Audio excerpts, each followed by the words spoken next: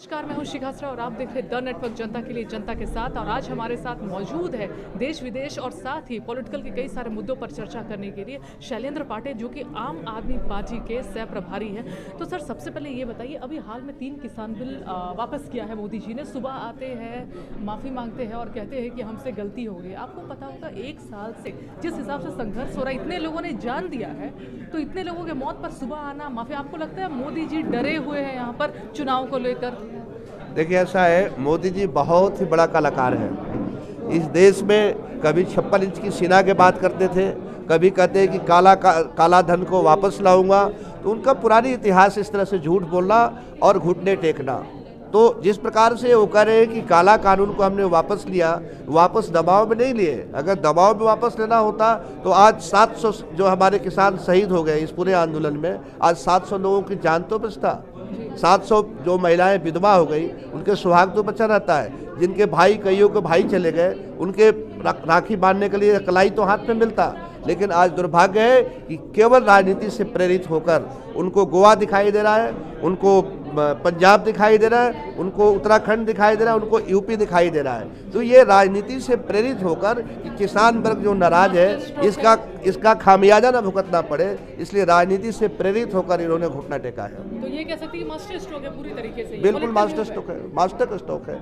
आज दिल्ली के सीमाओं पर किसान आज 13-14 महीने से बेचारे अपने घर द्वार छोड़कर डेरा डालकर बैठे हुए। मैं उस किसान आंदोलन में गया था, मैं देखा कि इस प्रकार से वहाँ से वीडियो भी रिलीज किया कि किसान भाई किस प्रकार से सड़क पर, और ये सरकार सोचने के लिए थोड़ा भी नहीं। लोग कहते थे कि ये आतंकवादी है, ये कहते थे खालिस्तानी है। वो किसान तो मानते ही नहीं थे, कहते थे खालिस्तानी है, किसान तो कोई नहीं, किसान तो खेतों में काम कर रहा है। मैं आदरणीय प्रधानमंत्री जी से पूछना चाहता हूँ कि जब ये खालिस्तानी थे, जब ये किसान नहीं थे, तो आपको घुटना टेकने की आवश्यकता क्यों पड़ी 13-14 महीने बाद? आप क्या आतंकवादियों के सामने आपने घुटना टेका या किसानों के साथ घुटना टेका?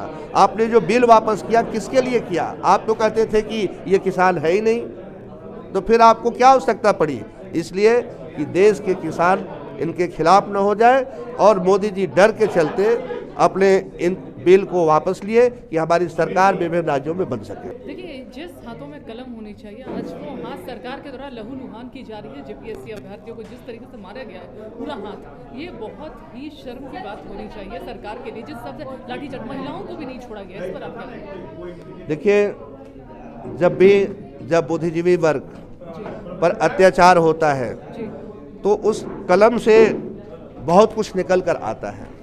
जेपीएससी के जितने भी हमारे युवा साथी हैं, जो देश के भविष्य है, झारखंड के भविष्य, उनको उनकी भविष्य की रक्षा न करते हुए उन्हें पीटा जा रहा है, प्रताड़ित किया जा रहा है, उनके जो भावना है उसके साथ खिलवाड़ किया जा रहा है, तो उनके कैरियर के साथ खिलवाड़ किया जा रहा है। ये हेमंत सरकार इस पर पूर्ण रूप से विफल है, और ऐसी सरकार को तो तुरंत स्वतः रिजाइन दे देना चाहिए। अगर आपके बस की बात नहीं है तो आप गद्दी से उतर जाए। धूमधाम से 21वां स्थापना दिवस, तो वाकई में झारखंड 21वां साल का हो गया सही मायने में। देखिए, झारखंड का जो दिन है, जो समय है, वो तो रुकता नहीं है। सन 2000 से 2021 आ गया, 21 वर्ष का उन्होंने स्थापना दिवस तो मनाया।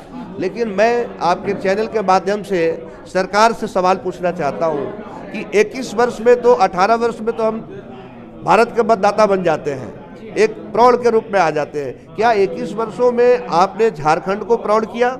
झारखंड की सभी मूलभूत सुविधाएं दिया आपने भ्रष्टाचार को रोका? या आपने जिस प्रकार से आए दिन मर्डर हो रहे हैं, क्या उनको आपने रोका? क्या एमसीसी के जिस तरह से रेलवे ट्रैक उड़ा दिया जाता है, क्या आपने उसको कंट्रोल किया?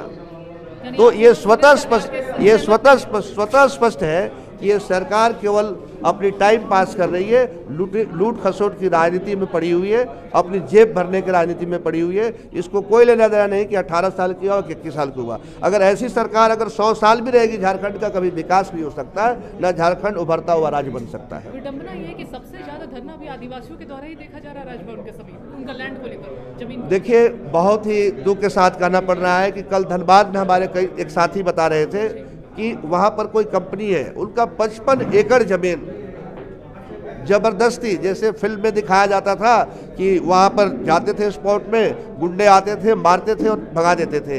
हमारे एक साथी के पूरे उस गांव के लोग जब गए अपनी ज़मीन की रक्षा के लिए, तो उस कंपनी के गुंडों ने मिलकर उन्हें अच्छी तरह से पिटाई किया, 17 लोग घायल हैं।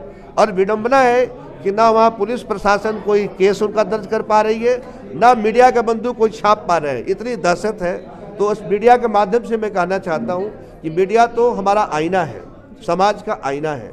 तो आप लोगों से निवेदन है कि उसको जरूर दिखाएं। पूरे गांव के लोग डरे हुए हैं, अब हाई कोर्ट में जाने की तैयारी कर रहे हैं कि PIL डालें जिससे हमारा सुनवाई हो सके। तो ये स्थिति है झारखंड की। विधायक फोन नहीं उठाता है, जिस क्षेत्र में घटना घटता है लोग फोन पर फोन करते हैं, विधायक फोन नहीं उठाता है। जो थाने के बड़ा बाबू है, 12-1 बजे की घटना होती है, 5:30 बजे वो आता है और फर्स्ट पार्टी पुलिस बन जाती है। ये क्या है? ये सरकार है, प्रशासन है। तो इससे स्पष्ट होता है कि यहाँ पर जिस प्रकार की सरकारें काम कर रही है, ये यहाँ के आतंकवादियों से मिली हुई सरकार है और इस प्रकार से काम कर रही है। तो इस तरह से तो कभी 21 वर्ष के अलावा 100 वर्ष का भी झारखंड हो जाए तो कभी भी झारखंड में सब इस प्रकार से सुख शांति बहाल नहीं हो सकता है। तो आप चाह रहे हैं कि ये हेमंत सोरेन की सरकार और बीजेपी दोनों एक ही थाली के चट्टे बट्टे हैं, ये आप कहना? मैं बताऊं कि हेमंत सरकार हो, चाहे बीजेपी हो, चाहे कांग्रेस हो, ये सब चाचा भतीजा जैसा है। चाचा चोर, भतीजा पाजी, दोनों को लग गई एक पर बाजी। तो झारखंड पर बाजी लग रही है, कभी चाचा आ रहा है तो कभी भतीजा आ रहा है। मैं चाचा अगर भाजपा को मानता हूं तो भतीजा हेमंत सरकार है। तो इस प्रकार से सब पर एक ही पर बाजी लग रही है। आज 21 वर्षों से केवल सिर्फ ये अपना जेब भरने के अलावा इनके विधायक, इनके मंत्री, मुख्यमंत्री तक से में आज विडंबना है कि जिस हेमंत सोरेन के परिवार से 3 लोग हैं विधानसभा में, इनकी भाभी भी है और ये खुद हेमंत सोरेन है और इनका भाई भी है। लेकिन आज इनकी भाभी को दुर्गा सेना बनाने की आवश्यकता पड़ रही। क्यों? मैं पूछना चाहता हूँ कि आप तो सरकार में बैठे हैं, आपका परिवार सरकार में, आपका देवर जो है वो मुख्यमंत्री है और भाभी को आज दुर्गा सेना बनाने की क्यों आवश्यकता पड़ रही है? इससे स्पष्ट होता है कि झारखंड में कोई भी विचारधारा नहीं है, कोई भी यहाँ पर कोई भी तंत्र ठीक प्रकार से काम नहीं कर रहा है। आपको लगता है, मैं एक अंतिम सवाल है मेरा किसान बिल पर, आपको लगता है किसान बिल को लाना, एक कंट्रोवर्शियल किसान बिल को लाना ताकि मेन मुद्दा से ध्यान हटका सके और फिर इसे ऐन वक्त पर ले जाने, ये दोनों कहीं ना कहीं पॉलिटिकल मूव है दोनों? देखिए, आप पूरा देश ही जानता है कि जब भी देश के लोग जब जागरूक होने लगते हैं तो मोदी जी उनको ध्यान को भटकाने के लिए तरह तरह की योजनाएं ला देते हैं। और यही कारण रहा कि किसान बिल पर राजनीति हुई। 14 महीने तक किसान शांत रहे, किसान बिल में लोग लगे रहे। कोई और आज महंगाई की क्या स्थिति है? जो सरकार मोदी जी की 2014 में आई थी वो किस पर आई थी? देश में वो कहते थे कि कांग्रेस की सरकार में महंगाई है। आज क्या है? मोदी जी से पूछना चाहता हूं कि 7 वर्ष में आपकी सरकार ने जो 450 रुपये का गैस सिलेंडर मिलता था वो आज 900 साढ़े 900 का गैस सिलेंडर मिल रहा है। जो पेट्रोल और डीजल की कीमत 70 75 60 रुपये हुआ करता था आज 100 पार हो गया, 110 रुपये लीटर पेट्रोल, 5 रुपये। वो तो देखिए क्या होता है, वो जले पर एक नमक छिड़कने वाला हाल होता है, एक मलहम छोटा सा लगा दिया जाता है। जी जी, तो उसकी बड़ी बड़ी होर्डिंग लगता है कि हमने हटा दिया। शर्म आनी चाहिए कि आपने तो कहा था कि इस देश को हम उस विश्व गुरु बनाने की स्थिति में है, यहाँ पर हम अच्छी व्यवस्था देंगे, महंगाई को कंट्रोल करेंगे, काला धन को वापस लाएंगे। आपसे मैं पूछना चाहता हूँ आपके माध्यम से इस सरकार से कि सरकार ने क्या किया? सरकार को जो करना चाहिए था विकास का काम, वो विकास का काम नहीं कर पाए, केवल जुमलों में लगे रहे और विदेश यात्रा में लगे रहे, इसके अलावा कुछ भी नहीं रहा।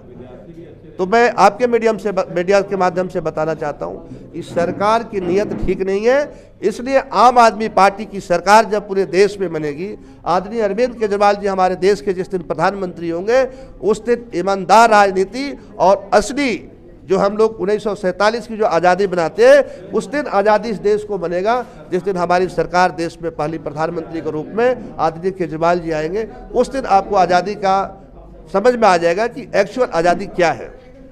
थैंक यू सो मच हमसे बात करने के लिए। धन्यवाद। तो आपने देखा कि आम आदमी पार्टी के प्रभारी शैलेंद्र ने जमकर निशाना साधा है बीजेपी पे और कहा है कि ये एक ही थाली के चट्टे बट्टे हैं। ऐसी तमाम खबरों के लिए आप देखते रहिए द नेटवर्क, जनता के लिए जनता के साथ। धन्यवाद।